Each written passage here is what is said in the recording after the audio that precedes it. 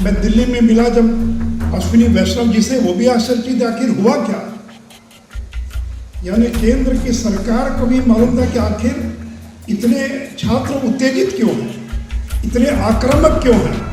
93 लाख और ट्विटर पर लोगों ने ट्वीट किया। ये सामान्य लड़ाई नहीं थी, इसमें आरआरबी के शीर्ष अधिकारियों की लापरवाही, जो रेलवे रिक्रूटमेंट बोर्ड के शीर्ष पर बैठे लोग हैं वो असंवेदनशील हैं, लापरवाह हैं, गैर जिम्मेवार हैं। उनको छात्रों के हितों से कोई मतलब नहीं है। एनटीपीसी के लड़के रेलवे ट्रैक पर थे तो मुश्किल से 400-500 लड़के रेलवे ट्रैक पर थे। लेकिन 24 जनवरी को 11-12 बजे जैसे ही ग्रुप डी के ये आया समाचार ट्विटर पर या सोशल मीडिया पर, जब एक नहीं 2 परीक्षा होगी तो संख्या बढ़कर 10,000 होगी। इसलिए आज मैं ये मांग करता हूं कि भारत की सरकार आरआरबी के जो वरिष्ठ अधिकारी उनके खिलाफ सख्त कार्रवाई करे। जिन लोगों ने छात्रों को सड़कों पर आने के लिए बाध्य कर दिया, और मैं आदरणीय प्रधानमंत्री जी को धन्यवाद देना चाहूँगा। पहले 10 गुना होता था, फिर बढ़ाकर 15 गुना किया गया, और इसी सरकार में 20 गुना किया गया। लेकिन आरआरबी के अधिकारियों ने लड़कों के भविष्य के साथ खिलवाड़ करना शुरू कर दिया। और मैं धन्यवाद देना चाहूँगा रमान सर को और अन्य शिक्षकों को, जिन्होंने उसी रात वीडियो पर अपना संदेश देकर छात्रों से कहा कि आपको बंद में भाग लेने की आवश्यकता नहीं है। इन्हीं छात्रों शिक्षकों की बदौलत आज नीतीश कुमार हैं, सुशील मोदी हैं, और आज देश के चाहे वो प्रधानमंत्री हो या और कोई हो, ये आपके बदौलत है, आपके कारण। कुछ भी जानकारी नहीं थी, लेकिन मैं आश्चर्यचकित था कि ऐसा क्या हुआ कि हजारों लड़के रेलवे ट्रैक पर आ गए। अब पूरे बिहार में आंदोलन फैल रहा है, क्योंकि 74 जेपी आंदोलन के बाद पहली बार मैंने छात्रों को इतना आक्रामक, इतना उग्र और इस प्रकार से सड़कों पर लड़ते हुए देखा। तो मैंने राघवेंद्र को फोन किया, क्योंकि राघवेंद्र जी उसी इलाके में रहते हैं। किनारे जाओ कर रहे थे। तो मैंने कुमार राघवेंद्र को फोन किया, अभी मामला क्या है। केवल नौकरी का सवाल होता तो इतना बड़ा आंदोलन कैसे होता। मुझे पूरा विषय समझाइए। चाहूँगा कि इन्होंने मुझसे मिलकर 1 बार, 2 बार, 3 बार उसकी पूरी बात को समझाया। मैं दिल्ली में मिला जब अश्विनी वैष्णव जी से, वो भी आश्चर्यचकित आखिर हुआ क्या। यानी केंद्र की सरकार को भी मालूम था कि आखिर इतने छात्र उत्तेजित क्यों हैं, इतने आक्रामक क्यों हैं। और मुझे लगता है कि आज तक दुनिया में ट्विटर की इतनी बड़ी लड़ाई नहीं लड़ी गई होगी जितनी बड़ी लड़ाई आपने लड़ने का काम किया। 93 लाख 93 लाख और ट्विटर पर लोगों ने ट्वीट किया है। ये सामान्य लड़ाई नहीं थी। बिल्कुल डिस्टर्ब मत करो। अब मित्रों, जब गहराई में मैं गया तो मुझे लगा कि इसमें आरआरबी के शीर्ष अधिकारियों की लापरवाही है। जो रेलवे रिक्रूटमेंट बोर्ड के शीर्ष पर बैठे लोग हैं वो असंवेदनशील हैं, लापरवाह हैं, गैर जिम्मेवार हैं। उनको छात्रों के हितों से कोई मतलब नहीं है। इसलिए आज मैं ये मांग करता हूं कि भारत की सरकार आरआरबी के जो वरिष्ठ अधिकारी उनके खिलाफ सख्त कार्रवाई करे। जिन लोगों ने छात्रों को सड़कों पर आने के लिए बाध्य कर दिया, जिनके कारण केंद्र की सरकार बदनाम हुई। अरे अगर आपको कोई संशोधन करना है तो विज्ञापन निकलने के 2 महीने, 4 महीने, 6 महीने के बाद कर दीजिए। और मुझे राघवेंद्र ने बताया कि सर, जब एनटीपीसी के लड़के रेलवे ट्रैक पर थे तो मुश्किल से 400-500 लड़के रेलवे ट्रैक पर थे। लेकिन 24 जनवरी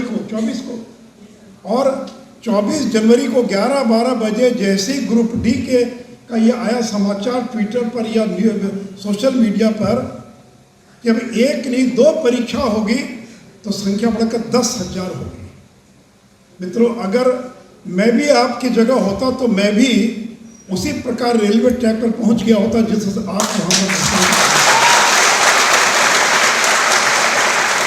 ये तो छात्रों को कि आप बैल मुझे सिंह मार। अरे भाई, अगर आपको एक नहीं दो परीक्षा लेनी थी तो जब 2019 में विज्ञापन निकला उसी समय आप विज्ञापन में देते कि दो परीक्षा होगी। परीक्षा की डेट के एक महीना, परीक्षा के एक माह पूर्व आपने घोषित कर दिया कि एक नहीं बल्कि दो परीक्षा होगी। और जब एनटीपीसी का 20 गुना रिजल्ट देने का निर्णय लिया गया, और मैं आदरणीय प्रधानमंत्री जी को धन्यवाद देना चाहूँगा। पहले 10 गुना होता था, फिर बढ़ाकर 15 गुना किया गया और इसी सरकार में 20 गुना किया गया। लेकिन आरआरबी के अधिकारियों ने लड़कों के भविष्य के साथ खिलवाड़ करना शुरू कर दिया और एक एक लड़का जिसका 5 लेवल पर रिजल्ट आया था उसको अलग अलग मानकर 11 गुना ही केवल रिजल्ट प्रकाशित किया। इससे भी आग में घी डालने का काम किया। तो इसलिए मित्रों, मैं जब उसकी पूरी गहराई में गया तब मैं अश्विनी वैष्णव जी से मिला और अश्विनी जी ने कहा कि सुशील जी, मैं कंपटीशन में बैठने वाले छात्रों के दर्द को जानता हूँ, क्योंकि मैं भी आईएएस की परीक्षा मैंने दी है। कितनी मेहनत करनी पड़ती है, कितना समय लगता है, घर वालों को कितनी परेशानी होती है। और जब एक एक बात को मैंने समझाया तो मैं धन्यवाद देना चाहूँगा अश्विनी वैष्णव जी को। उन्होंने कहा कि सुशील जी, आप जाकर छात्रों को वीडियो कॉल से बता दीजिए कि केंद्र की सरकार आपकी सारी बातों को मानने के लिए तैयार है। और उनको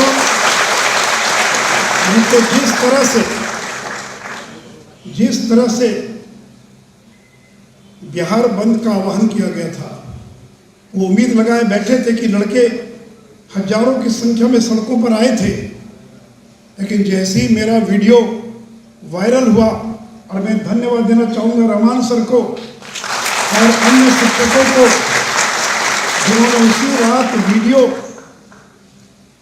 पर अपना संदेश देकर छात्रों से कहा कि आपको बंद में भाग लेने की आवश्यकता नहीं है। जब केंद्र की सरकार ने आश्वस्त कर दिया है कि समाधान होगा, और मैं धन्यवाद देना चाहूँगा बिहार के छात्रों को कि हम लोग के आह्वान के बाद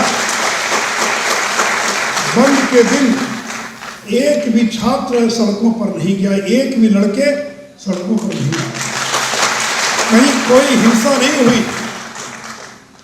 मेरे मित्रों, शांति में जितनी बड़ी ताकत उतनी बड़ी ताकत हिंसा में नहीं है। मुझे अभी तक याद है, मैं जब आपकी उम्र का था, मैं पटना साइंस कॉलेज का विद्यार्थी था। मैं पटना विश्वविद्यालय छात्र संघ का निर्वाचित महामंत्री था और मैंने जेपी आंदोलन को देखा है। और जब जेपी आंदोलन 18 मार्च को शुरू हुआ, आज का जो हिंदुस्तान टाइम्स की ऑफिस है, हिंदुस्तान, उसकी दफ्तर को लोगों ने जला दिया, आर्यवर्त को जला दिया लड़कों ने, जेजी कार को, राजस्थान होटल को जला दिया, पटना में कर्फ्यू लग गया, गोली चली, 1 दर्जन लड़के मारे गए। पूरे बिहार में 1 दर्जन जगह कर्फ्यू, जगह जगह गोलियां चल रही थी। ऐसा माहौल मैंने आज तक जिंदगी में नहीं देखा था। और तब हम लोग गए थे जयप्रकाश नारायण के पास कहने के लिए कि जयप्रकाश जी, अब ये आंदोलन हम नहीं चला सकते, लड़के हमारे नियंत्रण में नहीं हैं, आप इसका नेतृत्व कीजिए। और वो 74 साल का बूढ़ा जयप्रकाश नारायण, उसने आंदोलन का नेतृत्व स्वीकार किया और पहला नारा दिया, हमला चाहे जैसा होगा, हाथ हमारा नहीं उठेगा। और जो लड़के कल तक पत्थर चला रहे थे वो सड़कों पर आ गए। और अहिंसक आंदोलन का यह परिणाम हुआ कि दिल्ली का तख्ता पलट गया। जिस इंदिरा गांधी की सरकार को कोई पलट नहीं पाया था, बिहार के छात्रों ने शांतिपूर्ण आंदोलन के द्वारा दिल्ली के तख्त को बदल दिया। इंदिरा गांधी चुनाव हार गई, संजय गांधी चुनाव हार गए। तो मित्र, ये ताकत है। जब गांधी सड़कों पर निकलता था तो लाखों लोग उसके आंदोलन में शरीक होते थे, क्योंकि जो आम आदमी है वो पत्थर नहीं चला सकता है। जो लड़कियां हैं, महिलाएं हैं, वो पत्थर नहीं चला सकते। हिंसा का काम दो चार गिने चुने लोग कर सकते हैं, लेकिन इसमें जो ताकत है, इसलिए मैं बिहार के छात्रों को खास करके धन्यवाद देना चाहूंगा कि आपने बिहार को जलने से बचा लिया। आपने बिहार को हिंसा की आग में आपने बचा लिया। मेरे मित्रों, मुझे मालूम है कि कई छात्रों पर मुकदमा हुआ है, कई शिक्षकों पर भी मुकदमा हुआ है, लेकिन मित्रों, मुकदमे से डरने की जरूरत नहीं है। अगर मेरे पर मुकदमा नहीं होता, मैं या बैठे लोगों को शायद नहीं मालूम होगा कि मैं अपनी जिंदगी के 24 महीने जेल में मैंने बिताने का काम किया, 2 साल। और बिहार की शायद ही कोई जेल होगी, लेकिन कोई चोरी करके, कोई भ्रष्टाचार के आरोप पे नहीं, बल्कि सरकार के खिलाफ लड़कर मैं जेल गया। इसलिए केस मुकदमे की चिंता मत कीजिए। अरे कोई मर्डर का मुकदमा थोड़ी है, ये तो आंदोलन का मुकदमा है। बेल हो जाएगा, आज न कल बेल हो जाएगा। और मैं सरकार से भी बात करूंगा कि सहानुभूति पूर्वक, और जो शिक्षक जो बोल रहे थे वो कोई गलत नहीं बोल रहे थे। ठीक है, बोलने का तरीका अलग हो सकता है, आवेश में लोग बोल रहे होंगे, लेकिन जो शिक्षक और बोल रहे थे ट्विटर और फेसबुक पर या वीडियो, वो कोई गलत बात नहीं, वो जो सही बात थी उसी का वो विश्लेषण कर रहे थे। इसलिए मैं बिहार की सरकार से भी आग्रह करूंगा, इन्हीं छात्रों शिक्षकों की बदौलत आज नीतीश कुमार हैं, सुशील मोदी हैं, और आज देश के चाहे वो प्रधानमंत्री हो या और कोई हो, ये आपके बदौलत है, आपके कारण है। और मित्रों, नरेंद्र मोदी जी जब बिहार में आंदोलन शुरू हुआ तो पल पल की पूरी जानकारी ले रहे थे, क्या हो रहा है, क्यों हो रहा है।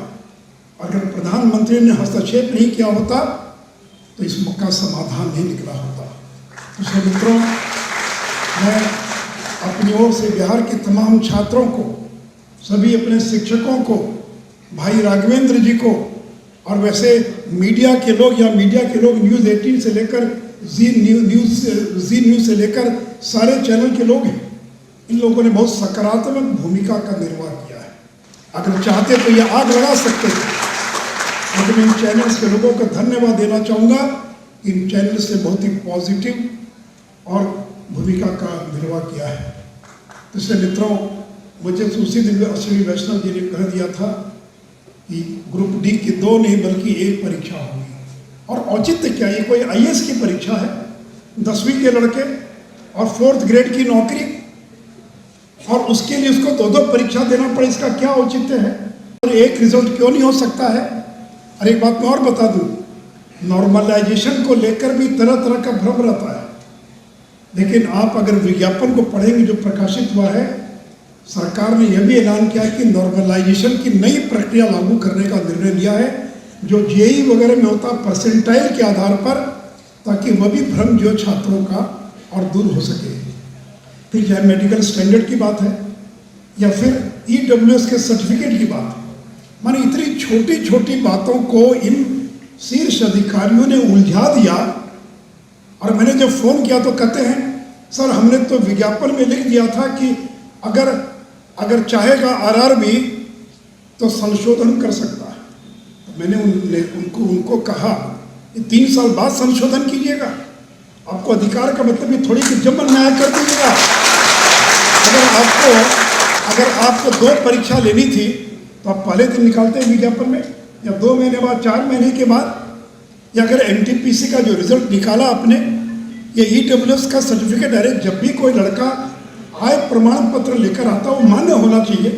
आप कहते कि 2019 का जो EWS का सर्टिफिकेट है, उसी समय EWS लागू हुआ था, बिहार के अधिकारियों को मालूम भी नहीं था कि सर्टिफिकेट कैसे बनाना, लोग सर्टिफिकेट नहीं बनवा पाए। लाइव बिहार YouTube पर सब्सक्राइब और Facebook पर लाइक जरूर करें।